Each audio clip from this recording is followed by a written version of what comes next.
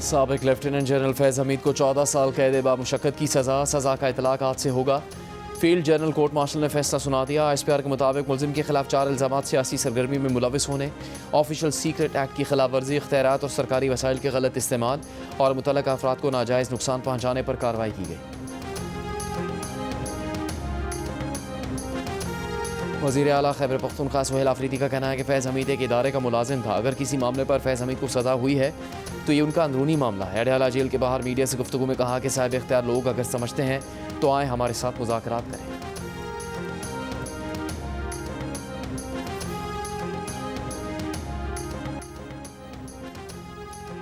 साबिक lieutenant general फैज़ हमीद के खिलाफ पाकिस्तान आर्मी के एक्ट के तहत फील्ड जनरल कोर्ट मार्शल का अमल शुरू किया गया, जो 15 माह तक जारी रहा। ISPR के मुताबिक फैज़ हमीद को 12 अगस्त को फौजी तहवील में लिया गया। 12 अगस्त 2024 को आर्मी एक्ट के तहत फील्ड जनरल कोर्ट मार्शल की कार्रवाई शुरू की गई। कार्रवाई सुप्रीम कोर्ट की हिदायत पर निजी हाउसिंग सोसाइटी के मामले पर शिकायत के बाद शुरू की गई थी। 29 नवंबर 2022 को लेफ्टिनेंट जनरल फैज़ हमीद ने कबल अज़ वक्त रिटायरमेंट ले ली।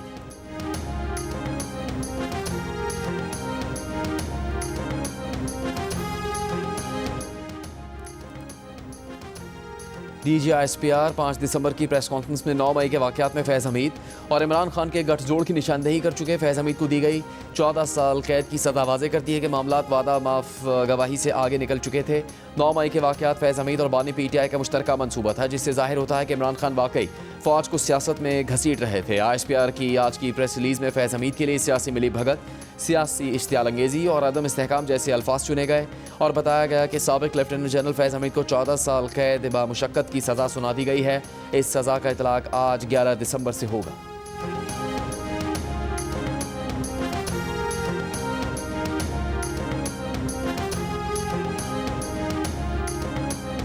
ये एक लैंडमार्क डिसीजन है और मैं समझता हूं कि इससे रूल ऑफ लॉ और मुल्क के अंदर एक जो अकाउंटेबिलिटी का मैकेनिज्म है उसको बड़ी तकवीयत मिली है। ये PTI के सियासी मुशीर बने, इन्होंने PTI की पूरी पॉलिटिकल सपोर्ट की और 9 मई जैसे वाकयात और दीगर जो वाकयात थे जिसमें इंतशार फैलाना, स्टेट के खिलाफ जो है वो बगावत करना, एजिटेशन करना और अपनी पोजीशन को मिसयूज करना, तो ये तमाम चीजें सबूतों के साथ इररिफ्यूटेबल एविडेंस, जिसे हम नाकाबिले तरदीद सबूत कहते हैं, ये साबित हुआ है।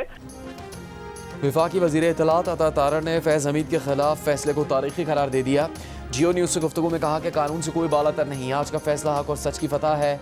आज रेड लाइन क्रॉस करने वाले शख्स को सज़ा हुई। फैज़ हमीद तमाम इल्ज़ामात के मुर्तकब पाए गए। फैज़ हमीद के सियासी मामलात की मज़ीद तहकीकात होंगी। फैज़ हमीद PTI के सियासी मुशीर बने, PTI को सियासी मदद फराहम की। फैज़ हमीद पर 9 मई जैसे वाक़यात, इंतशार फैलाना और रियासत के खिलाफ बगावत करना साबित हुआ है। वज़ीर मुमलिकत बराए दाखिला तलाल चौधरी ने कहा जाता है कि फैसले से एहतसाब होता नजर आ रहा है। ऐसी मिसालें बहुत कम मिलती हैं कि किसी अहम तरीन सिक्योरिटी इदारे के सरबराह का कोर्ट मार्शल किया गया हो।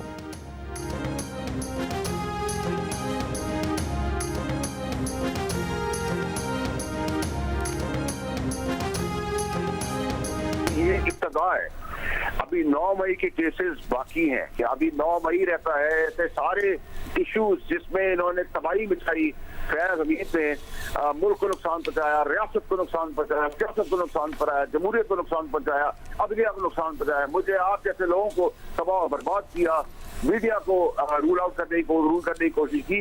तो अब जो बानी और जो पॉलिटिकल पार्टी इसके साथ इन्वॉल्व की, स्पेशली 9 मई, वो उसका अभी एहतसाब का अमल जारी है। सेनेटर फैसल वाडा का कहना है कि फैज़ हमीद को 14 साल कैद इब्तिदा है। 9 मई के केसेस बाकी हैं। फैज़ हमीद के साथ जो सियासी जमात और उसके बानी 9 मई वाक़े में मुलविस थे, उनका फैसला लिखा नजर आ रहा है। जियो न्यूज़ से गुफ्तगू में फैसल वाडा ने कहा, बानी PTI को सहूलत देने वाला कोई नहीं बचेगा। 9 मई का केस रुका नहीं, अपने आदमी का ट्रायल नहीं छोड़ा तो बाकी कोई कैसे बचेगा। इंसाफ की कुर्सी पर बैठकर सहूलतकारी करने वालों का भी एहतसाब होगा। अपने इदारे से एहतसाब शुरू करने का credit chief of defence forces field marshal Asim Munir को जाता है।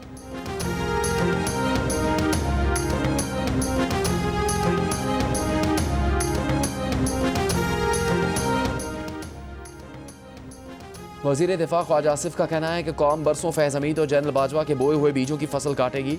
अल्लाह हमें माफ़ करे। फैज़ हमीद के फैसले पर रद्दअमल में ख्वाजा आसिफ ने कहा कि अल्लाह हमें ताकत और इक़्तिदार को अल्लाह की अता समझकर इसकी मखलूक के लिए इस्तेमाल की तौफ़ीक अता फरमाए। खौफ खुदा हुक्मरानों का शेवा बने।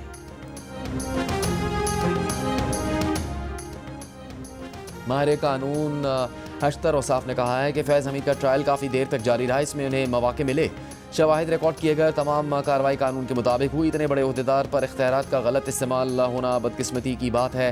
माहिर कानून हाफिज़ एहसान ने कहा कि आज साबित हो गया फ़ौज के अंदर एक ऐसा एहतसाबी निज़ाम मौजूद है कि अगर कोई शख्स अपने इख्तियारात से तजावुज़ करे या कानून की खिलाफ वर्जी करे तो एहतसाब से नहीं बच सकता। माहिर कानून राजा खालिद बोले कि फैज़ हमीद की जानिब से बहुत बेएहतियाती बरती गई, वो बहुत खुल कर खेले, लेकिन इदारे ने साबित कर दिया कि कानून से कोई बालातर नहीं, जो भी जुर्म करेगा उसके खिलाफ कार्रवाई होगी।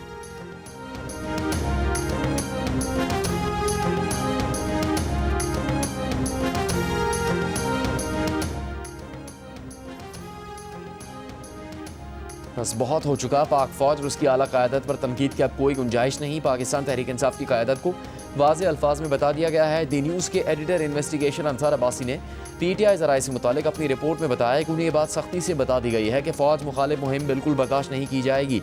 ज़राए के मुताबिक उज़्मा खान की जेल में बानी PTI से हालिया मुलाकात भी कशीदगी का सबब बनी।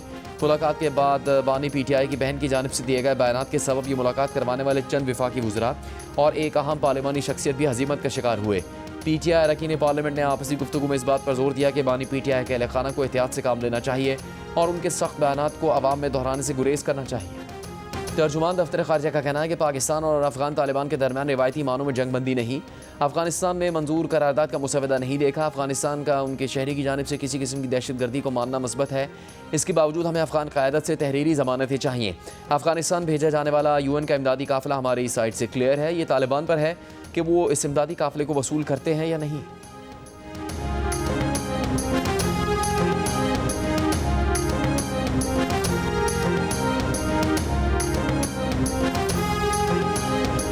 वज़ीर आला पंजाब मरीम नवाज़ का मरकज़ी बाज़ारों में रोड के दरमियान खूबसूरत ग्रीन बेल्ट बनाने का हुक्म। शहरों की ब्यूटिफिकेशन से मुतालिक इजलास में कहा कि खुले मैनहोल, गंदगी, कूड़े के ढेर, टूटी हुई ग्रीन बेल्ट और ख़राब पेंट पर कार्रवाई होगी। तजावुज़ात नज़र आने पर असिस्टेंट कमिश्नर को कार्रवाई का सामना करना पड़ेगा। कोई एक बाज़ार नहीं, शहर के हर कोने को साफ़ सुथरा नज़र आना चाहिए।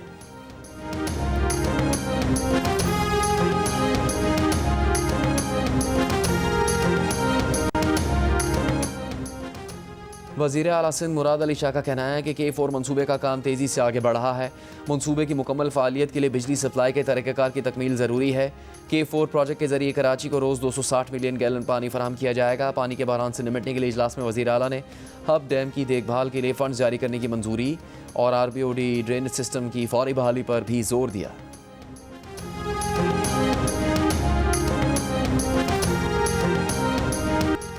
वज़ीर आज़म शहबाज शरीफ 2 रोज़ा सरकारी दौरे पर तुर्कमानिस्तान के दारुल-हुकूमत अशगाबाद पहुँच गए। वज़ीर आज़म आज तुर्कमानिस्तान के सदर से मुलाकात करेंगे। कल बैनुल-अक़वामी साल बराए अमन एतमाद आलमी दिन बराए खैरत जानिबदारी में शिरकत करेंगे। फ़ोरम में शरीक आलमी रहनुमा से 2 तरफ़ा मुलाकातें करेंगे।